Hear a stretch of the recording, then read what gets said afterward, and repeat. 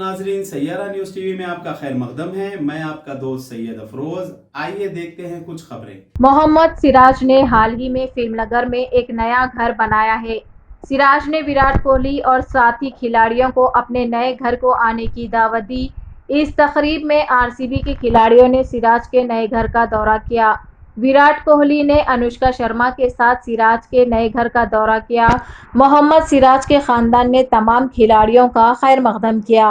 Playoff के लिए qualify करने के लिए आरसीबी के लिए ये मैच जीतना बहुत ज़रूरी है।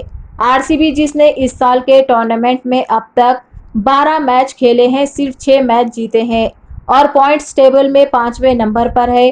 अगर आरसीबी ये टीम बाकिया 2 मैच जीत लेती है तो प्लेऑफ के लिए क्वालिफाई करने का इम्कान है। 18 मई को उपल में सनराइजर्स हैदराबाद का मुकाबला आरसीबी टीम से होगा।